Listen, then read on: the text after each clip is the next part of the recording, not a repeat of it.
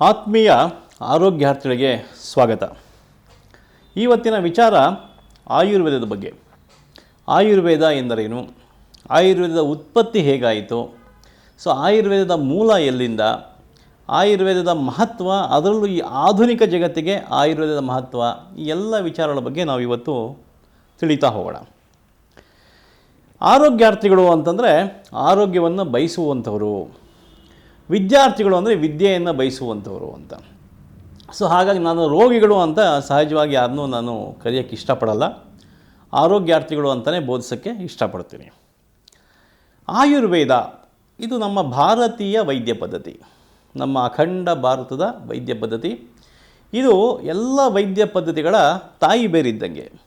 ಜಗತ್ತಿನಲ್ಲಿ 108 ವೈದ್ಯ ಪದ್ಧತಿಗಳಿರ್ಬೋದು, 106 ವೈದ್ಯ ಪದ್ಧತಿಗಳು ಅದು ಆಯುರ್ವೇದದ ತಾಯಿ ಬೇರಿಂದನೇ ಕವಲು ಹೊಡೆದಿರುವಂಥದ್ದು. ಹಾಗಾಗಿ ಆಯುರ್ವೇದ ಅನ್ನೋದು ಜಗತ್ತಿನ ಮೊಟ್ಟ ಮೊದಲ ವೈದ್ಯಕೀಯ ಶಾಸ್ತ್ರ. ಹಾಗಾಗಿ ಆಯುರ್ವೇದ ಉಗಮ ಹೇಳ್ತಾ ಹೋಗಬೇಕಾದ್ರೆ ಬ್ರಹ್ಮ ಸ್ಮೃತ್ವಾ ಆಯುಷೋ ವೇದಂ ಪ್ರಜಾಪತಿ ಮಜಿಗ್ರಹತ್ ಅಶ್ವಿನೋತೋ ಸಹಸ್ರಾಕ್ಷಂ ಅತ್ರಿ ಪುತ್ರಾದಿಕಾನ್ ಮುನೀನ್ ಅಂತ ನಮ್ಮ ಆಚಾರ್ಯರು ಶಾಸ್ತ್ರದಲ್ಲಿ ತಿಳಿಸ್ತಾರೆ.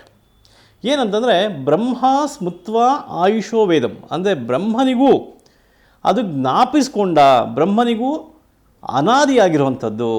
ಅನೇಕ ಬ್ರಹ್ಮರು ಬಂದು ಹೋಗ್ತಾ ಇರ್ತಾರೆ. ಒಬ್ಬ ಬ್ರಹ್ಮ ಅದನ್ನು ಜ್ಞಾಪಿಸ್ಕೊಂಡು ಜಗತ್ತಿಗೆ ಅದನ್ನು ಸ್ಪ್ರೆಡ್ ಮಾಡ್ದ. ಬ್ರಹ್ಮ ಸ್ಮೃತ್ವ ಆಯುಷೋ ವೇದಂ ಪ್ರಜಾಪತಿ ಮಜಿಗ್ರಹ, ದಕ್ಷ ಪ್ರಜಾಪತಿಗೆ ಅದನ್ನು ತಿಳಿಸ್ಕೊಡ್ತಾರೆ. ಅಶ್ವಿನೋತೋ ಸಹಸ್ರಾಕ್ಷಂ ಅತ್ರಿ ಪುತ್ರಾದಿಕಾನ್ ಮುನಿ. ಆ ದಕ್ಷ ಪ್ರಜಾಪತಿಯು ಅಶ್ವಿನಿ ದೇವತೆಗಳಿಗೆ ಆಯುರ್ವೇದ ಹೇಳ್ಕೊಡ್ತಾರೆ. ಅಶ್ವಿನಿ ದೇವತೆಯು ಸಹಸ್ರಾಕ್ಷ ಅಂದರೆ ಇಂದ್ರನಿಗೆ ಆಯುರ್ವೇದದ ಜ್ಞಾನವನ್ನು ತಿಳಿಸ್ತಾರೆ. ಇಂದ್ರನಿಂದ ಏನಾಗುತ್ತೆ, ಅತ್ರಿ ಪುತ್ರಾದಿಕಾನ್ ಮುನೀನ್, ಎಲ್ಲ ಋಷಿಮುನಿಗಳಿಗೆ ಭೂಲೋಕದಲ್ಲಿ ಅದು ಸ್ಪ್ರೆಡ್ ಆಗ್ತಾ ಹೋಗುತ್ತೆ. ಈ ಒಂದು ಆಯುರ್ವೇದ ವಿಚಾರ ವಿನಿಮಯಗಳು ಸಹಸ್ರಾರು ವರ್ಷಗಳಿಂದ, ಅನೇಕ ಮನ್ವಂತರಗಳಿಂದ ಜಗತ್ತಲ್ಲಿ ಇರುವಂಥದ್ದೇ. ಹಾಗಾಗಿ ಇದರ ಮೂಲ ಹುಡುಕ್ತಾ ಹೋದಾದ ಕಷ್ಟ ಆಗುತ್ತೆ, ಮೂಲ ಹುಡುಕೋದು ಕಷ್ಟ ಆಗುತ್ತೆ. ಯಾಕೆ ಅಂತಂದರೆ ವೇದಗಳು ಅಪೌರುಷೇಯ, ಅನಾದಿ ಅಂತ ಕರೆಸ್ಕೊಳುತ್ತೆ. ಹಾಗಾಗಿ ಇದರ ಮೂಲ ಹುಡುಕೋದ್ರಲ್ಲಿ ಅರ್ಥವೇ ಇಲ್ಲ.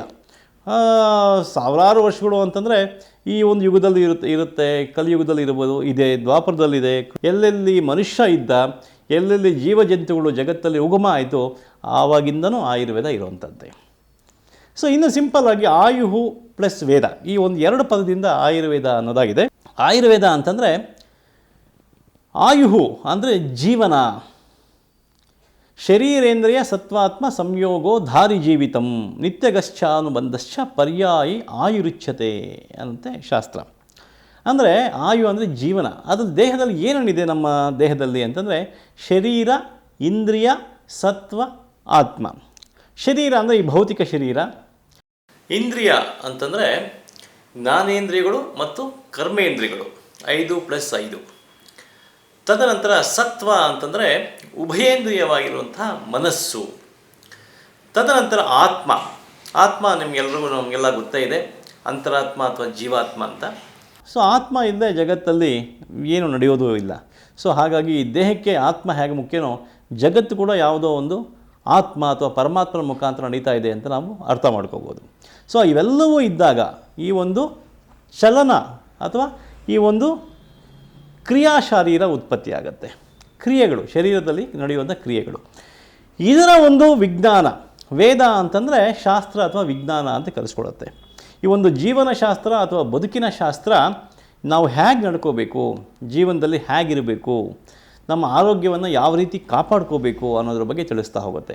ಆಚಾರ್ಯ ಚರಕಾಚಾರ್ಯರು ಇನ್ನೂ ಒಂದು ವಿಶೇಷವಾಗಿ ಒಂದು ಶ್ಲೋಕದಲ್ಲಿ ತಿಳಿಸ್ತಾರೆ.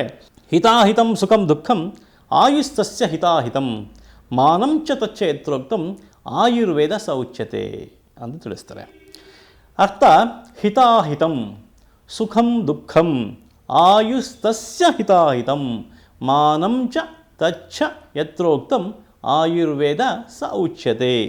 ಹಿತಾಹಿತಂ ಅಂದರೆ ಯಾವುದು ನಮಗೆ ಹಿತ, ಯಾವುದು ನಮಗೆ ಅಹಿತ, ನಮಗೆ ಯಾವುದು ಸುಖ ಕೊಡುತ್ತೆ, ಯಾವುದು ದುಃಖ ಕೊಡುತ್ತೆ, ಯಾವುದು ಹಿತವಾಗಿದೆಯೋ ಅದು ಸುಖ ಕೊಡುತ್ತೆ, ಯಾವುದು ಅಹಿತವಾಗಿದೆಯೋ ಅದು ನಮಗೆ ದುಃಖ ಕೊಡುತ್ತೆ. ಉದಾಹರಣೆಗೆ, ಈಗ ಒಂದು ನೆಗಡಿ ಆಗಿದೆ, ಮೂಗೆಲ್ಲ ಸುರಿತಾ ಇದೆ, ಕಣ್ಣೆಲ್ಲ ಕೆಂಪಾಗಿದೆ, ಇನ್ನೇನು ಸ್ವಲ್ಪ ಜ್ವರ ಬರುವಂಥ ಪ್ರಿಯರ್ ಸಿಂಪ್ಟಮ್ಸು, ಪೂರ್ವರೂಪ. ಆ ಸಂದರ್ಭದಲ್ಲಿ ಯಾರೋ ಐಸ್ ಕ್ರೀಮ್ ತಂದು ಕೊಡ್ತಾರೆ, ಐಸ್ ಕ್ರೀಮ್ ತಿನ್ನೋದು ಅದು ನಮಗೆ ಅಹಿತ. ಅದು ಖಂಡಿತವಾಗಿಯೂ ಮತ್ತೆ ಜ್ವರನ ಉಲ್ಬಣಗೊಳಿಸುತ್ತೆ. ಅಥವಾ ಹೊಟ್ಟೆ ತುಂಬಿದೆ, ಮತ್ತು ಯಾರೋ ಸ್ನೇಹಿತರು ಕಾಫಿಗೆ ಕರೆದ್ರು, ಮತ್ತು ಕಾಫಿಗೆ ಹೋದ ಒಂದು ಬಜ್ಜಿ ಬೋಂಡ ತಿಂದ, ಊಟ ಆದಮೇಲೆ ಕೂಡ ಅಧ್ಯಕ್ಷನ ಯಾವುದು ನಮಗೆ ಅಹಿತವಾಗಿಯೂ ಅದು ಮಾಡೋದ್ರಿಂದ ಸಮಸ್ಯೆ ಆಗುತ್ತೆ. ಇನ್ನೂ ವಿಶೇಷವಾಗಿ ಹೇಳಬೇಕು ಅಂತಂದರೆ, ಈ ಎಷ್ಟೋ ಜನಕ್ಕೆ ಅದು ಕಾಮನ್ನು, ಏನೋ ತಿಂಡಿ ತೊಗೊಂಡ್ಮೇಲೆ ಒಂದು ಕಾಫಿ ಕುಡಿಯೋದು. ಪ್ರತಿ ಹೋಟೆಲ್ಲು ತಿಂಡಿ ಅಥವಾ ಸಂಜೆ ಸ್ನ್ಯಾಕ್ಸು ಏನೇ ತೊಗೊಂಡ್ರೂ ಕೂಡ ಒಂದು ಕಾಫಿ ಟೀ ಕುಡಿಯೋದು ಸಹಜವಾಗಿ ಅಭ್ಯಾಸ. ಅದು ಮುಂದಿನ ಸಂಚಿಕೆಯಲ್ಲಿ ತಿಳಿಸ್ತಾ ಹೋಗೋಣ. ಯಾಕೆಂದರೆ ತಿಂಡಿ ತಿಂದ ಮೇಲೆ ಕಾಫಿ ಟೀ ತೊಗೊಂಡ್ರೆ ಏನಾಗುತ್ತೆ ಅನ್ನೋದು, ಅದು ಕೂಡ ಅಹಿತ, ಅಂದರೆ ಒಳ್ಳೆಯದಲ್ಲ ಅಂತ. ಅಹಿತ ಅಂದರೆ ಯಾವುದು ನಮಗೆ ಒಳ್ಳೆಯದು, ಏನು ಮಾಡಬೇಕು? ಚಳಿಗಾಲದಲ್ಲಿ ಬೆಚ್ಚಗೆ ಸ್ವೆಟ್ರ್ ಹಾಕ್ಕೋಬೇಕಾಗತ್ತೆ, ಮಳೆಗಾಲದಲ್ಲಿ ಛತ್ರಿ ಹಿಡ್ಕೋಬೇಕಾಗತ್ತೆ. ಸೊ ಅದೇ ರೀತಿ ಬೇಸಿಗೆಯಲ್ಲಿ ಯಾವ ರೀತಿ ಇರಬೇಕಾಗತ್ತೆ. ಸೊ ಪ್ರತಿಯೊಂದು ಋತುಗಳ ಬಗ್ಗೆನೂ ಆಯುರ್ವೇದ ತಿಳಿಸ್ತಾ ಹೋಗೋದು. ಋತುಚರ್ಯೆ ಅಂತ ಕರಿತೀವಿ, ಮತ್ತು ದಿನಚರ್ಯೆ ಅಂತ ಕರಿತೀವಿ. ದಿನಚರ್ಯೆಯಲ್ಲಿ ಯಾವಾಗ ಎದ್ದೇಳೋದು ಉತ್ತಮ, ಯಾವುದರಿಂದ ಬ್ರಷ್ ಮಾಡಬೇಕು, ಯಾವ ಎಣ್ಣೆಯಿಂದ ಅಭ್ಯಂಗ ಮಾಡಬೇಕು, ಯಾವ ಸಂದರ್ಭದಲ್ಲಿ ಯಾವ ಆಹಾರ ತಗೋಬೇಕು. ಯಾಕೆ ಅಂತಂದರೆ ಈ ಒಂದು ಶರೀರ ಅನ್ನೋದು ಅಷ್ಟು ಸುಲಭವಾಗಿ ಮನುಷ್ಯನ ಶರೀರ ದುರ್ಲಭವಾಗಿರುವಂಥದ್ದು. ಸೊ ಹಾಗಾಗಿ ಅನೇಕ ಜನ್ಮಗಳ ನಂತರ ಒಂದು ಮನುಷ್ಯನ ಜನ್ಮ ಬರುತ್ತೆ ಅಂಥೇಳಿ ನಮ್ಮ ಎಲ್ಲ ಆತ್ಮೀಯರು ಆಪ್ತರು ಹೇಳ್ತಾರೆ. ಅರ್ಥಾತ್ ಈ ಒಂದು ದೇಹವನ್ನು ಪ್ರೊಟೆಕ್ಷನ್ ಮಾಡೋದು. ಯಾಕೆಂದರೆ ನಾವು ಆಫ್ಟರ್ ಆಲ್ ಒಂದು 5 ಲಕ್ಷ 10 ಲಕ್ಷ ಕೊಟ್ಟಿರೋ ಕಾರ್ಗೇ ನಾವು ಅಷ್ಟೊಂದು ಕೇರ್ ತೊಗೊತೀವಿ. ಅರ್ಥ ಆಯ್ತು? ನಮಗಿಂತ ಹೆಚ್ಚಾಗಿ ಒಂದು ವೆಹಿಕಲ್ ಬಗ್ಗೆ, ಬೈಕ್ ಬಗ್ಗೆನೋ ಕಾರ್ ಬಗ್ಗೆನೋ ನಾವು ಕೇರ್ ತೊಗೊತೀವಿ. ಅದೇ ಮನುಷ್ಯನಿಗೆ ಶರೀರಕ್ಕೆ ಬೆಲೆ ಕಟ್ಟೋಕ್ಕಾಗದೇ ಇರುವಂಥ ಒಂದು ದೇಹ ಇದು. ಕೇವಲ ಒಂದು ಬೆರಳಿಗೂ ನಾವು 1 ಕೋಟಿ ರೂಪಾಯಿ ಕಟ್ಟೋಕ್ಕಾಗೋದಿಲ್ಲ. ಮನುಷ್ಯನ ದೇಹ 100 ಕೋಟಿಗಳಷ್ಟು ಬೆಲೆ ಬಾಳುವಂಥದ್ದು. ಸೊ ಅರ್ಥಾತ್ ನಾವು ಹೇಳುವಂಥದ್ದೇನೋ, ಈ ಒಂದು ವೈದ್ಯಕೀಯ ಶಾಸ್ತ್ರದಲ್ಲಿ ಅಥವಾ ಆಯುರ್ವೇದದಲ್ಲಿ ಮನುಷ್ಯನ ದೇಹಕ್ಕೆ ಹೆಚ್ಚಿನ ಪ್ರಾಮುಖ್ಯತೆ ಕೊಡ್ತಾರೆ. ಪರೋಪಕಾರಾರ್ಥಂ ಇದಂ ಶರೀರಂ ಧರ್ಮಾರ್ಥ ಕಾಮ ಮೋಕ್ಷಾಣಂ ಆರೋಗ್ಯಂ ಮೂಲಮುತ್ತಮಂ ಅನ್ನತ್ತೆ ಶಾಸ್ತ್ರ. ಸೊ ಹಾಗಾಗಿ ಆತ್ಮೀಯ ಆರೋಗ್ಯಾರ್ಥಿಗಳೇ, ಈ ಒಂದು ಆರೋಗ್ಯದ ವಿಚಾರಗಳನ್ನು ತಿಳಿಸುವಂಥದ್ದು, ಮತ್ತು ಸ್ವಸ್ಥಸ್ಯ ಸ್ವಾಸ್ಥ್ಯ ರಕ್ಷಣಂ ಆತುರಸ್ಯ ರೋಗನುತ, ಅಂದರೆ ಆರೋಗ್ಯವಂತರ ಆರೋಗ್ಯವನ್ನು ಕಾಪಾಡಿಕೊಳ್ಳೋದು ಹೇಗೆ ಅನ್ನೋದು ಆಯುರ್ವೇದ ಮೊದಲು ತಿಳಿಸುತ್ತೆ.